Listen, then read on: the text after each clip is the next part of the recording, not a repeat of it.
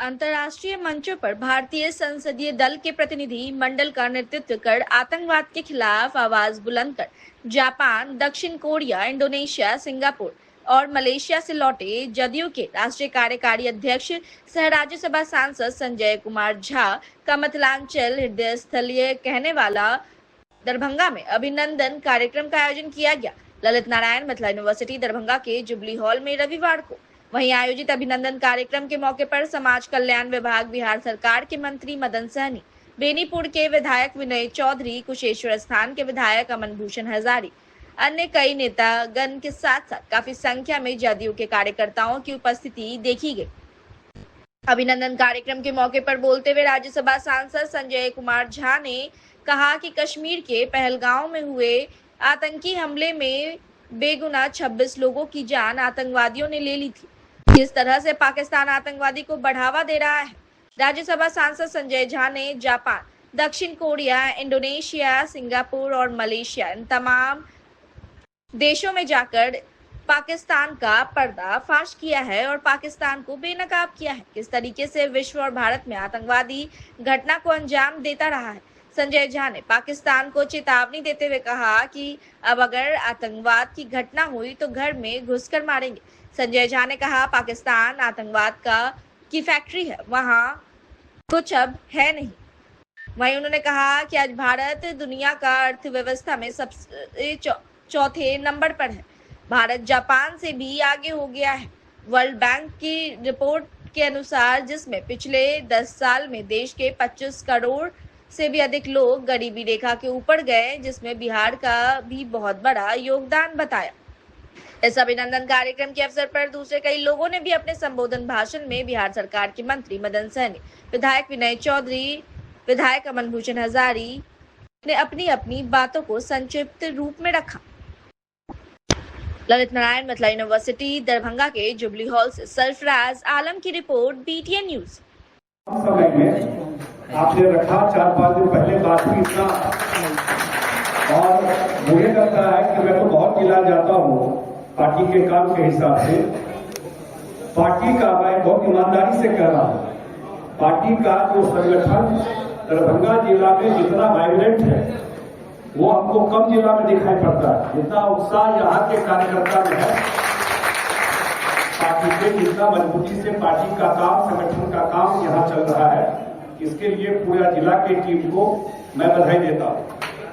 और इस कार्यक्रम के बाद भी जिन साथी से हम लोग नहीं मिल पाए क्योंकि लेट हो रहा था और 1 घंटा हो गया था, उन विषय पर कार्यक्रम रखे। और मुझे याद है प्रधानमंत्री जी आए थे और दरभंगा जिला के बहुत सारे साथी गए होंगे जब झंझारपुर में कार्यक्रम था 24 अप्रैल को, और उससे 2 दिन पहले पहलगांव में घटना हुई।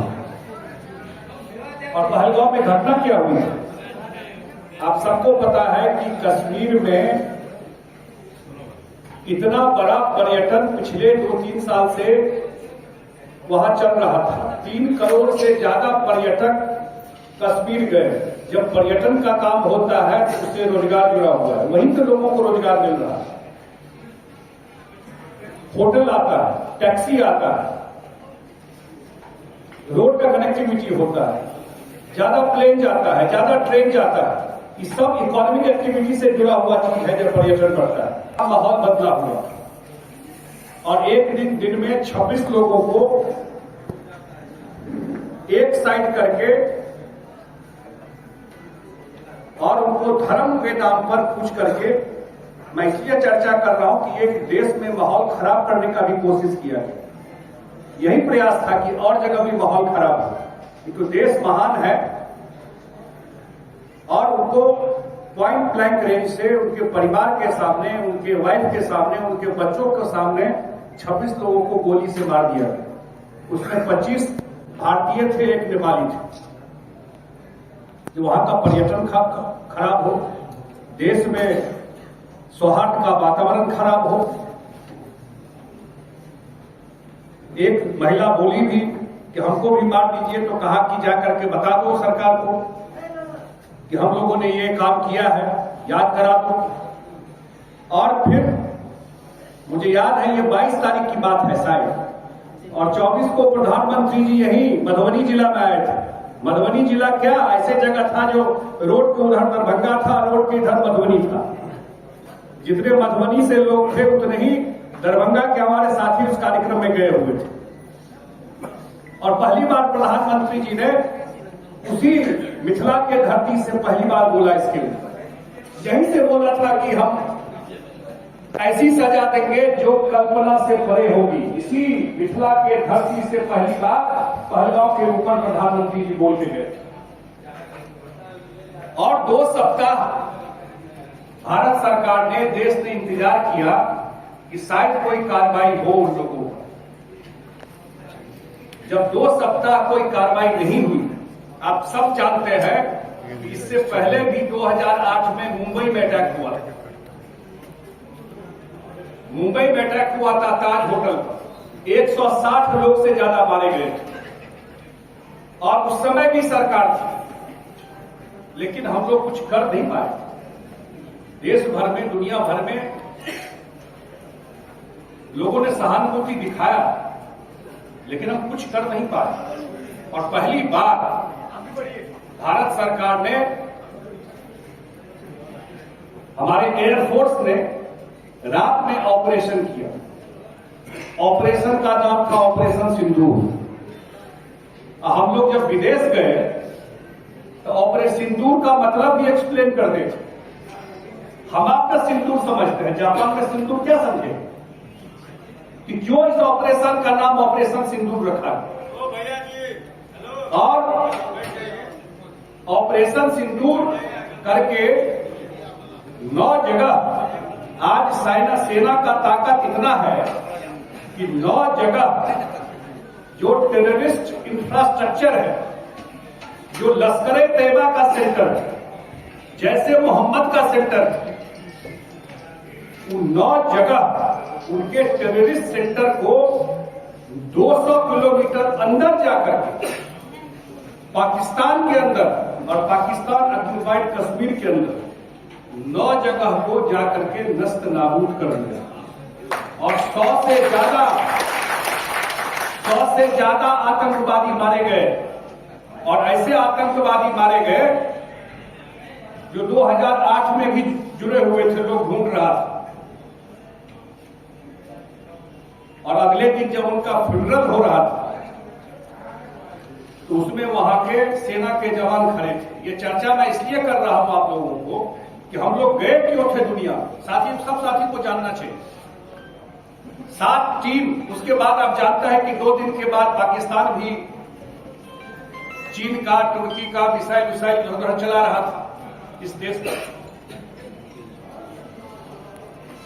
प्रधानमंत्री ने कहा कि हम लोग नहीं चाहते हैं वहां सिविलियन का कोई क्षति हो, इसीलिए रात में ऑपरेशन किया कि रात में कोई नागरिक का क्षति नहीं हो। Late night operation. लेकिन उन लोगों ने देश में जहां तहां मिसाइल छोड़ा। ये देश बहुत मजबूत है, कोई मिसाइल कहीं काम नहीं आया। और 2 दिन के बाद, बहुत पुरानी बात नहीं है, याद रखना चाहिए, भारत ने जब उनके एयरफोर्स बेस पर अटैक किया, एक है नूर खान एयरबेस, वही बेस जब पूरा तब जाके सरेंडर किया है। उनका डीजीएमओ ने आकर के कहा कि अब सीज फायर करना चाहिए और उसको जाकर के उसके मुंह को उड़ा दिया जहां पर इंटर करते हैं एयरफोर्स बेस को। और फिर सीज फायर की बात आई। सीज फायर की बात वहां से आई जब लड़ाई भी होता है तो आपस का बातचीत खत्म नहीं होता। डायरेक्टर जनरल मिलिट्री ऑपरेशन दोनों कंट्री का हॉटलाइन ओपन रहता है बातचीत। उन लोगों ने रिक्वेस्ट किया कि नहीं सीज फायर करिए, खत्म करिए। भारत ने कहा कि हमारा तो उद्देश्य एक ही था, पर ये चर्चा में करो, यही सब बात हम लोग जाके बोल रहे थे कि भाई बिन लादेन इतना बड़ा अटैक किया अमेरिका पर, वो दुनिया में कहीं जगह नहीं मिला। कहां मिला? तो पूरा दुनिया में जहां आतंकवाद होता है हम अपना फैक्ट्री ढूंढते हैं, वह आतंकवादी का फैक्ट्री और पाकिस्तान में कुछ है नहीं है, कुछ नहीं है। पूरा दुनिया में कहीं नहीं मिला। यही बताते थे जाकर। ऐसा क्या है कि वही जाके मिला अबोटाबाद में, जहां उनका एयरफोर्स का बेस है, वहां पे मिला। हम लोग ये भी बोले कि भाई हम लोग को कंपैरिजन नहीं करना। काहे कंपैरिजन करते हैं दोनों कंट्री को? एक साथ दोनों कंट्री अलग हुआ। आज भारत दुनिया का चौथा सबसे बड़ा आर्थिक व्यवस्था है, सबसे बड़ा इकोनॉमी हो गया है। हम जापान से भी आगे हो गए। अब कहां खड़ा है? वर्ल्ड बैंक का रिपोर्ट आया है। वर्ल्ड बैंक के रिपोर्ट में आया है कि अब देश में पिछले 10 साल में 25 करोड़ लोग गरीबी रेखा से ऊपर गए। उसमें बिहार का भी बहुत बड़ा योगदान है, आऊंगा मैं उसको।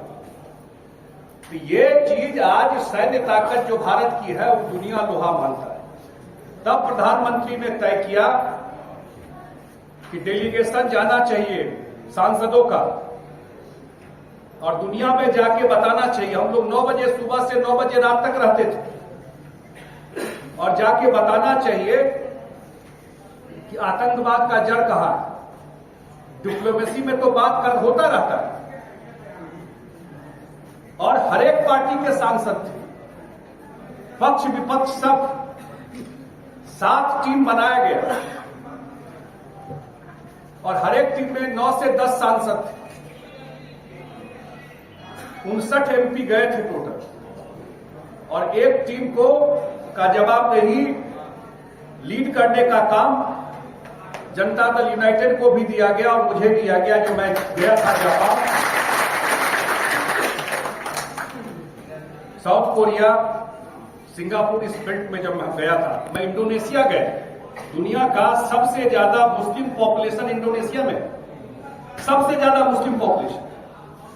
वहां भी जाकर के बात की, वो लोग भी अप्रिशिएट कर रहे थे। तो दुनिया में सबको पता है कि पाकिस्तान क्या है। फर्क क्या हुआ? पहले सब कुछ था कि अटैक करेंगे, क्रिटिसाइज होगा, फिर क्योंकि डायरेक्ट लड़ाई में आपसे नहीं जीत सकता। कभी भी पाकिस्तान खत्म हो जाएगा अगर डायरेक्ट लड़ाई होगा। तो वो पीछे से जो होता है ना, बीच बीच में भेज करके इशू को जिंदा रखने के लिए। अब भारत ने अपना पॉलिसी बदल गया, इसलिए प्रधानमंत्री भेजे। अब जाकर के ये दुनिया को बता देना है, अब आतंकवादी घटना जब भी होगा तो हम लोग अंदर घुस के मारेंगे, बैठ के देखेंगे नहीं। ये था अब हमको पता है आपका खेल। ये आतंकवादी जो है वहां का आर्मी और वहां का शासन ही तैयार करके भेजता है। तो जब पता है हमको कि आप ही भेज रहे हैं, तो इसीलिए एक बार ये हिसाब किताब तो होता रहेगा।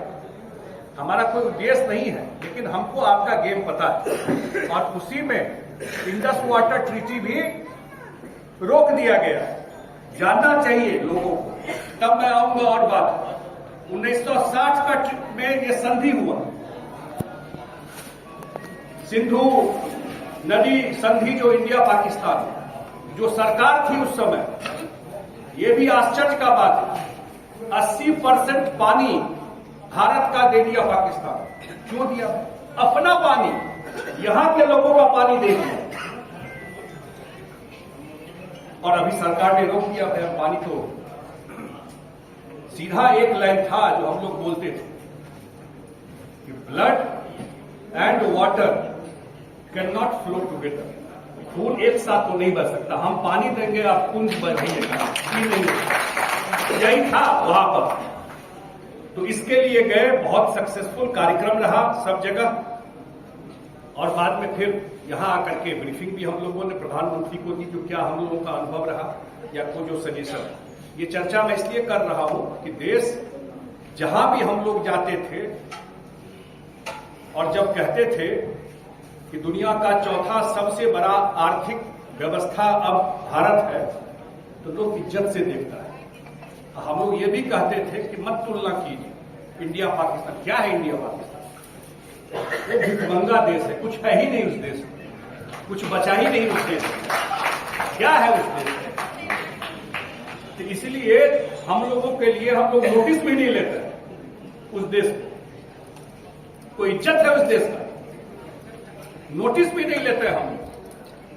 तो ये बातचीत पूरा दुनिया में ऐसा साथ थी, करीब 33 देश में गया दुनिया, 33 कंट्री, और जाके बात रखी और सब जगह इसका समर्थन हुआ। माने ये एक तरह से बाउंड्री दुनिया में दे देगी, कुछ भी होगा तो हम लोग तैयार हैं, न्यूक्लियर ब्लैकमेल भी नहीं चलेगा। बोलता था कि हमारे पास पौवा भर का न्यूक्लियर ये है, हम फेंक देंगे, सब चला। न्यूक्लियर ब्लैकमेल भी नहीं चलेगा, जो होगा वो राफ साफ होगा, यही बताने के लिए गए। हम लोग भी अब अनप्रिडिक्टेबल है, आप कुछ सोचिएगा उसके अलग हम लोग सोच लें, ये बताने गए। तो ये था मोटा मोटी इस ये ट्रिप का, जिसके लिए हम धन्यवाद देते हैं दरभंगा पार्टी के नेताओं को। एक विषय तो ये था। दूसरा विषय जो महत्वपूर्ण विषय है वो है कि आने वाला चुनाव, आप सब लोग जानते हैं, खास करके दरभंगा के सब साथी जानते हैं, जब हम लोग 2005 की बात करते हैं तो कुछ लोगों को परेशानी हो जाता है। सबक सिखाने का काम किया और उसके बाद अपने देश में हमारे जनता दल के नेता काम को हमारे राष्ट्रीय अध्यक्ष ने बखूबी निभाने का काम किया और जिस उस देश के लिए प्रधानमंत्री जी ने जो भेजने का काम किया उसे अच्छे तरह से सभी देशों में जाकर के वहां के राजनेताओं से मिल करके और भारत का पक्ष रखने का काम किया। इस काम के लिए हम मिथिलांचल के लोग, खास करके मधुबनी दरभंगा के लोग गर्व महसूस कर रहे हैं और इसके लिए हम प्रधानमंत्री जी को भी और अपने बिहार के माननीय मुख्यमंत्री नीतीश कुमार जी को भी धन्यवाद देते आभार व्यक्त करते हैं कि उन्होंने श्री संजय झा जी पर इतनी बड़ी जिम्मेवारी देने का काम किया और इस जिम्मेवारी को श्री संजय झा जी ने अच्छे से निभाने का काम किया। इसके लिए हम लोग उनको भी बहुत बहुत धन्यवाद देते हैं। साथियों, आज कार्यकर्ता के द्वारा श्री संजय झा जी का धन्यवाद किया जा रहा है। ये हम लोगों के लिए गर्व की बात है। हमें भी अवसर मिला और जब ये विदेश से लौटे तो दिल्ली के एयरपोर्ट पर हम लोगों ने भी इनका स्वागत किया था। साथियों, आप सभी को मालूम है कि आने वाला समय में चुनाव होना है बिहार विधानसभा का और आप कार्यकर्ता और नेता ही हमारे पार्टी के जान है, इसलिए सभी लोग तैयार रहिए। जो 2025 में चुनाव होने जा रहा है उस चुनाव में सभी लोगों को लग करके और जो हमारे नेता नीतीश कुमार जी, संजय झा जी ने जो कहा है, जो लक्ष्य रखा है कि 2025 में 225 सीट हम लोग जीतने का काम करेंगे, तो निश्चित रूप से हमको लगता है कि आज जो हमारे लोगों का जोश देख रहे हैं, जुनून देख रहे हैं, निश्चित रूप से इस प्रमाण कर रहा है और सिर्फ बिहार ही नहीं दरभंगा मिथिलांचल में एक एक सीट हम लोग जीतने का काम करेंगे। तो साथियों, आज हमारे नेता का सम्मान समारोह है और हम सभी लोग इस गर्मी में यहाँ आकर के अभी तो रोका गया है, नहीं तो हजारों लोग इनका स्वागत करने के लिए तैयार है। साथियों, एक और बात हम लोग करना चाहते हैं, माननीय मुख्यमंत्री जी ने इस बिहार के लिए 20 साल के अंदर में जितने काम किए हैं, हमको लगता है देश के आजादी के बाद कितने हमारे नेता आए होंगे और गए होंगे, लेकिन नीतीश कुमार जी ने जितना काम बिहार के लिए किया है कोई भी नेता ने उससे पहले किया है और न आने वाला भविष्य में हमको लगता है कि कोई नेता कर पाएंगे। इसलिए हम तमाम लोगों को, खास करके जो हमारे जनता दल के साथी हैं, उनको इस बात का गर्व होना चाहिए, अपने नेता पर गर्व होना चाहिए, अपने नेता पर भरोसा होना चाहिए। हमारे नेता ने काम करके दिखाने का काम किया है, चाहे वो सड़क के मामले में हो, शिक्षा के मामले में हो, स्वास्थ्य के मामले में हो या कृषि के मामले में हो, चारों तरफ काम किए गए हैं। और ऐसा कोई परिवार नहीं है जिस परिवार में पेंशन की राशि नहीं जाती हो। आज तो खुशी की बात है, कल ही हमारे माननीय मुख्यमंत्री जी ने 400 से सामाजिक सुरक्षा पेंशन को बढ़ा करके 1100 रुपया करने का काम किया है। आज हम लोग माननीय मुख्यमंत्री जी को इस कार्यक्रम के माध्यम से भी हम आभार व्यक्त करना चाहते हैं कि आपने गरीबों को और हमारे गरीबों को आपने इतना बड़ा सौगात देने का काम किया है। साथ ही ऐसा कोई परिवार नहीं जो सड़क बिजली के अलावा सीधा लाभ माननीय मुख्यमंत्री जी ने पहुंचाने का काम नहीं किया है। चाहे वो खाद्य सुरक्षा के तहत 5 किलो अनाज देने का काम हो, महिलाओं को उज्ज्वला योजना के तहत गैस सिलेंडर देने का काम किया गया हो, हमारे छात्रवृत्ति देने का काम किया गया हो, पोशाक की राशि देने का काम किया गया हो, साइकिल योजना से लाभ देने का काम किया गया हो, स्टूडेंट क्रेडिट कार्ड के माध्यम से काम किया गया हो, चाहे कन्या उत्थान के मामले में हमारे माननीय मुख्यमंत्री जी ने बेटी के जन्म पर जो उनको राशि देने का काम किया। अनेकों ऐसे योजना है, एक दर्जन ऐसी योजना है बिहार के अंदर में जो हमारे एक एक परिवार को पहुंचाने का काम माननीय मुख्यमंत्री जी ने किया है।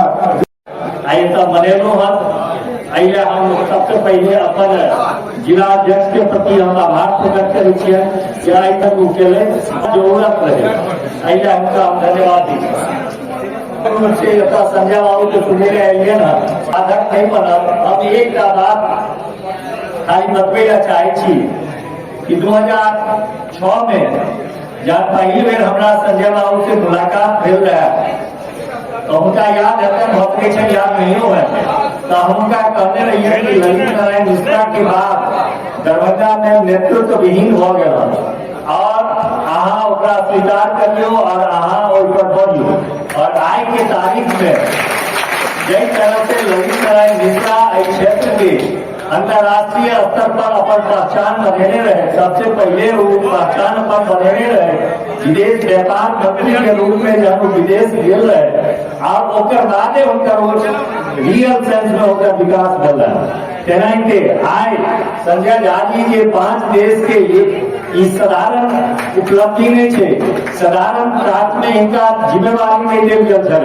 ई जहन अंतर्राष्ट्रीय स्तर पर भारत के अपन पक्ष रखे साधारण बात नहीं है जब पूरा विश्व में एक माहौल बनल छे और ये आतंकवादी सब जिस तरह से काज करे हर हमेशा भारत के एक चारागाह आतंकवादी बनेने चले और ओकरा अटैक केले नरेंद्र मोदी जी ने जिस तरह से ओकरा पर अटैक को ओकरा नस्ता मुक्त करे के प्रयास करे फिर एहन तरह परिस्थिति उत्पन्न भेले जे युद्ध के रोकल गेले, युद्ध तक कोनो रास्ता नहीं छे।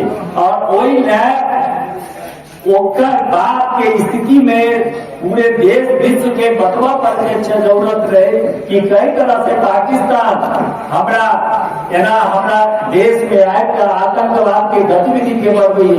और वही काल में संजय झा जी के एक टीम के नेतृत्व बैठलन और वही नेतृत्व में जिस ढंग से अपन बात रखले ऐसे हम सब मिथिला के लोग गौरवान्वित महसूस करेंगे। अपनी बातें रखने के मामले में मैं इनसे नहीं कहना चाहता हूँ कि देश जो मुद्दा जो है सरकार के द्वारा अच्छी तरीके से रखा गया, इसके लिए मैं सबको बहुत धन्यवाद देता हूँ। और साथियों सारा बात को हमारे माननीय मंत्री जी कह दिए हैं और आप सब जानते हैं कि माननीय मुख्यमंत्री जी का जो भी योजना और जो भी काम किया हुआ है वो हम लोग को जनता के बीच रखना है, उनके बारे में उनको समझाना है कि इस तरह से आप जो है जो माननीय मुख्यमंत्री जी सबको। दरभंगा पहुंचे नगर विकास मंत्री जीवेश मिश्रा ने नेता प्रतिपक्ष तेजस्वी यादव पर तंज कसते हुए कहा कि बिहार के मुख्यमंत्री नीतीश कुमार के द्वारा सामाजिक सुरक्षा पेंशन को बढ़ा देने से राजद के लोगों का टेंशन बढ़ गया है। यही कारण है तेजस्वी यादव ने कहा है कि पेंशन में लोगों को टेंशन हो रहा है। इस सरकार के द्वारा जब कभी भी गरीबों का भला किया जाता है तो तेजस्वी यादव और उनका पूरा परिवार छाती पीटना शुरू कर देते हैं। वहीं मंत्री जीवेश मिश्रा ने कहा कि जब भी हम लोग जनता के बीच जाते हैं तब लोग कहा करते थे कि मंत्री जी 400 रुपए के पेंशन को बढ़ाकर 1000 कर दिया जाए, लेकिन हमारे मुख्यमंत्री नीतीश कुमार प्रत्येक लोगों की बातों को सुना करते हैं। उन्होंने कहा लोगों की बातों को सुनकर सामाजिक सुरक्षा के तहत मिलने वाली पेंशन को बढ़ाकर अब 1100 रुपए कर दिया है। पेंशन के बढ़ जाने से पूरे बिहार के लोगों में काफी खुशी है, लेकिन नेता प्रतिपक्ष तेजस्वी यादव को यह पसंद नहीं आया। जैसे जैसे चुनाव नजदीक आ रहा है उनके पास करने के लिए कुछ है नहीं। वह अपने माता पिता के 15 साल का लोगों को क्या हवाला देंगे, इसलिए वह केवल बयानबाजी करके बयानवीर बनकर चुनाव में जाना चाहते हैं।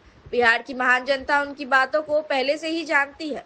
उन्होंने कहा कि आगामी चुनाव में परिणाम फिर से यही सरकार, नीतीश की सरकार, एनडीए की सरकार बनाने का बिहार की जनता मनमानस में बैठा कर रख लिया है।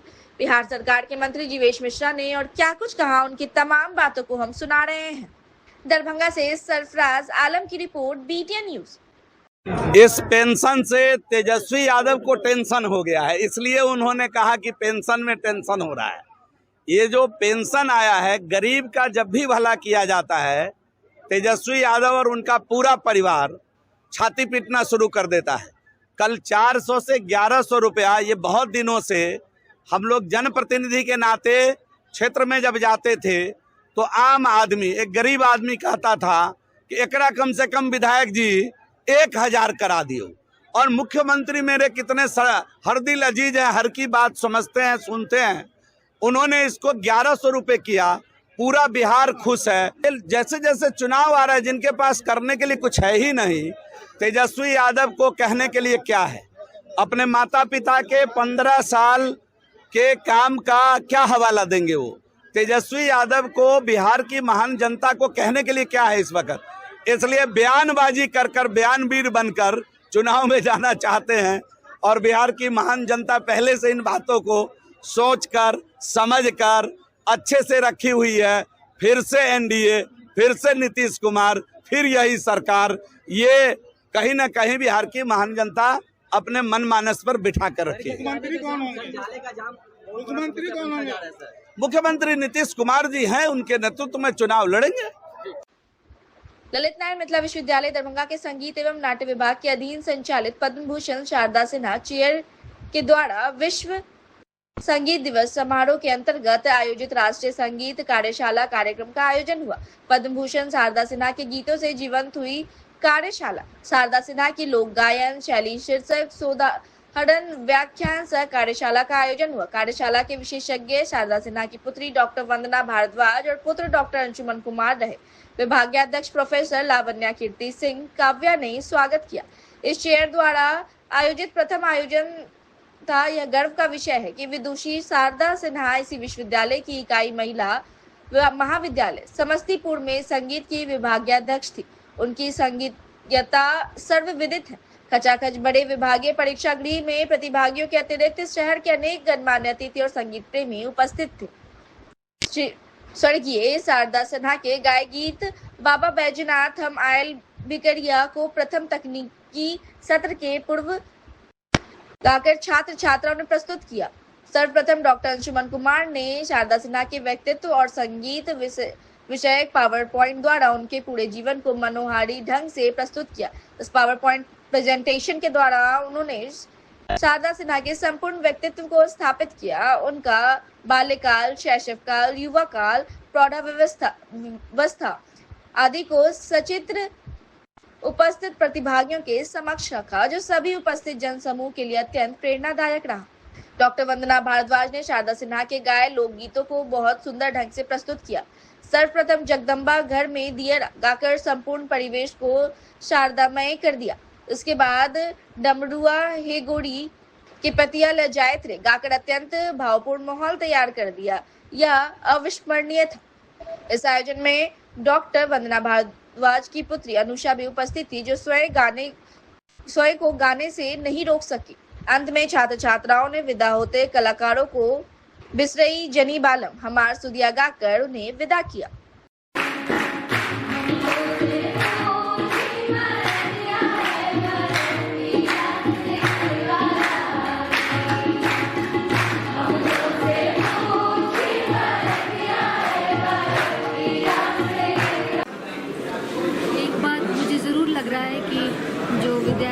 सुन रहे थे वो कुछ ना कुछ इसकी याद से ये लेके जाएंगे और उनके जहन में कुछ बातें भी रहेंगी, माँ याद आएंगी और वो वापस जाकर उनको ज़रूर सुनेंगे और वो सुन के कोशिश भी करेंगे। इसका मुझे बहुत विश्वास है। राग तो हमने क्योंकि लोकगीत में मिक्स होते हैं राग, तो हमने कई सारे राग को मिक्स करके आपको, क्योंकि लोकगीत की प्रस्तुतिकरण थी राग की नहीं, तो हमने 6 लोकगीत यहाँ प्रस्तुत किए और 2 यहाँ के विद्यार्थियों को सिखाया। बिल्कुल बढ़ेंगे।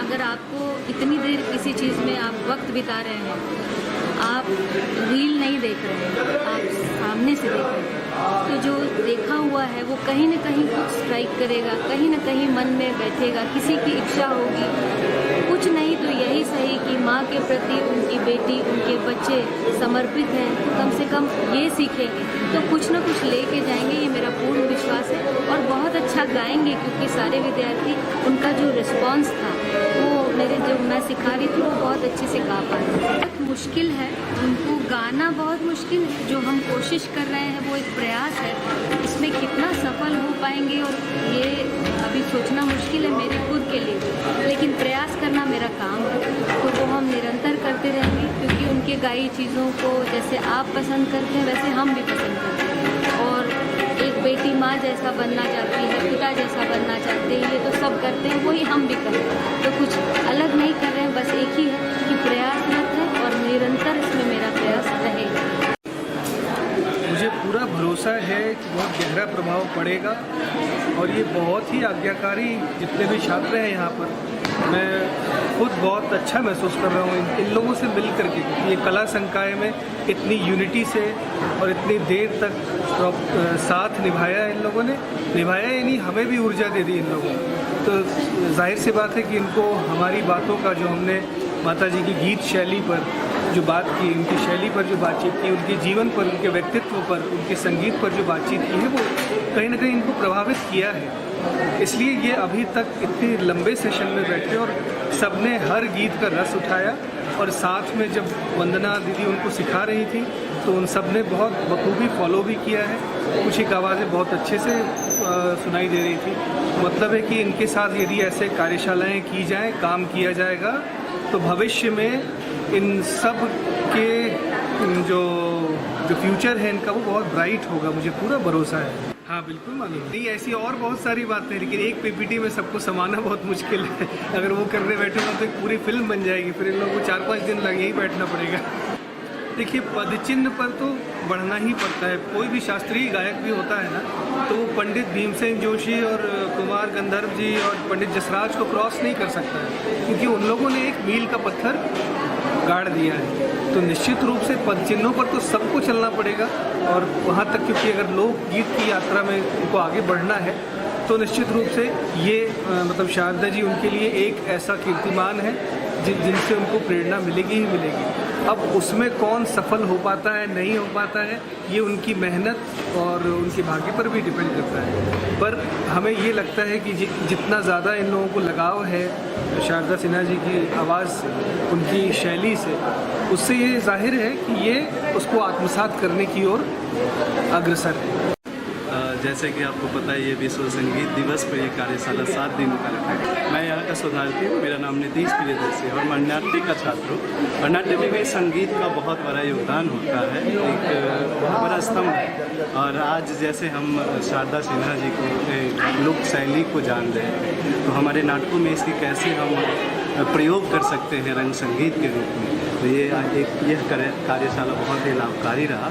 और ये हम भविष्य में देखते हैं कि इस प्रकार के लोक संगीतों को हम अपने नाटकों में प्रयोग करें, अपने लोक गायन शैली में, जिससे ये शैली भी जीवंत रहे और हमारे नाट्य में भी एक अनोखापन आए। इस पहल को लेकर यहाँ जो मैंने सीखा वो बहुत ही अच्छा रहा और लाभकारी। जैसे कि सर, आपने आज की कार्यशाला में देखा कि हर प्रकार के बोली में उन्होंने गीत गाए, जैसे अनुसुमान भाई कि अंगिका बजिका मंगी, और हर बोली में उन्होंने गीत गाए। और हर बोली की अपनी एक सौंदर्य होती है, अपनी एक शैली होती है, उनका अपना एक स्वर होता है। उन स्वरों को कैसे हम बांधे रखें अपने गीतों में, जिससे उसकी शैली भी बची रहे उनकी भाषाओं का मर्यादा भी बचा रहा और उस लोक कला को एक नई पहचान और नया स्वरूप लोगों में दिखता रहा और लोगों से जुड़ पाए। तो ये वाकई बहुत ही आप जैसे बोले कि बिहार के लता मंगेशकर है शांता जी, तो ये हम लोगों के लिए भी बहुत बड़े मार्गदर्शन का एक चीज़ बनता है कि नए चीज़ों को कैसे इम्प्लीमेंट करना है अलग अलग भाषाओं में। हमारी बिहार में ही भाषाओं की बहुत विविधता है और इस विविधता में इस संगीत को हम कैसे पिरोएं, ये सबसे बड़ा एग्जाम्पल हमें आज देखने को इस कार्यशाला। जी सर, बिल्कुल ये कार्यशाला हमारे कैरियर बनाने में भी मदद करेगी और हमें बहुत कुछ सिखाया है जो हम अपने आने वाले दिनों में हम इनका प्रयोग करेंगे, उपयोग करेंगे अपने नाटकों में, अपने जीवन शैली में और अन्य भाषाओं के भी गीतों में। इसमें भाग लेके बहुत अच्छा लगा और ये पता चला कि जब कोई भी कलाकार, कोई भी गायक जब स्टेज पर बैठता है तो कैसे कभी डर लगता होगा, कभी इस बात की चिंता होती है कि हम अच्छा गा पाएंगे कि नहीं, और इसको लेके वो नर्वस रहता होगा, लेकिन इसके बावजूद भी वो अच्छा परफॉर्म करता है क्योंकि उसका ये क्षेत्र है। तो वो मेरे को महसूस हुआ, मुझे ये पता चला कि अगर जैसे मैं भी मम्मी की तरह, मामा की तरह अच्छे से, नानी माँ की तरह स्टेज पे अपने आप को रखूँगी, अगर नर्वसनेस नहीं दिखाऊँगी तो कितना अच्छा हो जाएगा। नानी माँ की याद तो हर दिन आती है, लेकिन आज यहाँ पे ऐसा माहौल था, ऐसा सबने मतलब गाया तो अलग से नानी की बहुत ज़्यादा याद महसूस हुई कि है यहाँ पे।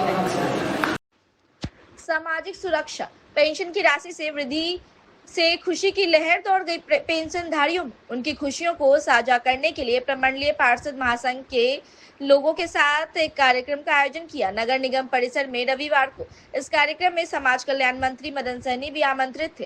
कार्यक्रम में पधारे वृद्ध जनों में पेंशन बढ़ाए जाने पर खुशी की झलक देखते ही बनती थी। खुशी में कई वृद्धों की आंखें छलक उठी। भावुकता से भरे इस कार्यक्रम में मंत्री मदन सहनी भी भावुक हो गए जब बड़े बुजुर्गों ने उन्हें आशीर्वाद दिया, दुआ दी। मालूम रहे कि पिछले 10 वर्षों से पेंशन में कोई बढ़ोतरी नहीं हुई थी। वृद्धजन पेंशन, विधवा पेंशन, दिव्यांग पेंशन आदि 2015 से 400 रुपए था, लेकिन 10 वर्ष बीत जाने के बाद भी इसमें कोई बढ़ोतरी नहीं हुई थी, जबकि महंगाई में काफी बढ़ोतरी हुई। इस संदर्भ में प्रमंडलीय पार्षद महासंघ 1 दिसंबर 2024 के सम्मेलन में समाज के सबसे लाचार वृद्धजन, विधवा, विकलांग पेंशन में बढ़ोतरी के लिए सर्वसम्मति से निर्णय लिया गया था।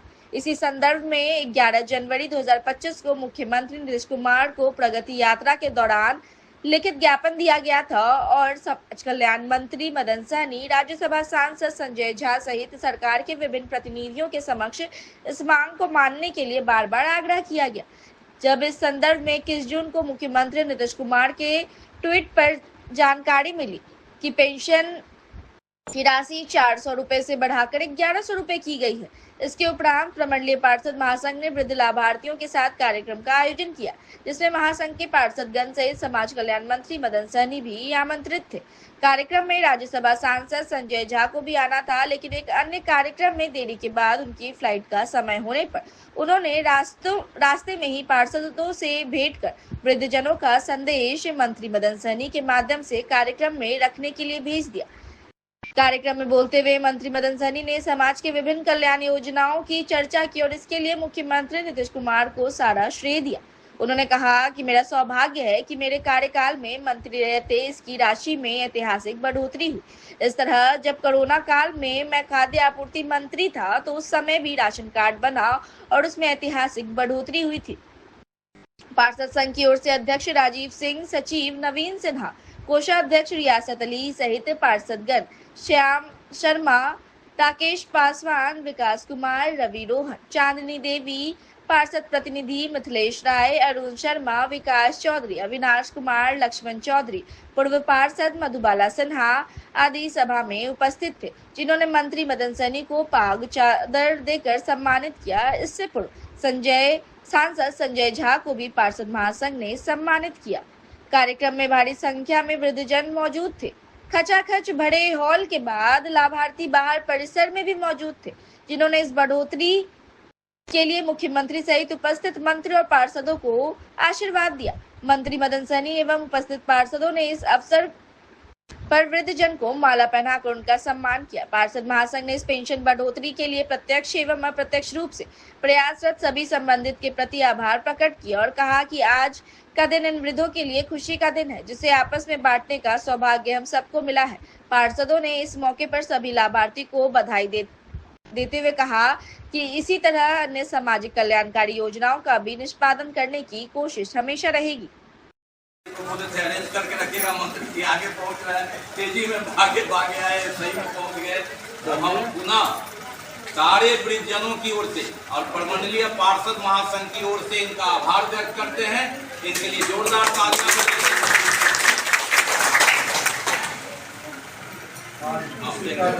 याद कीजिए।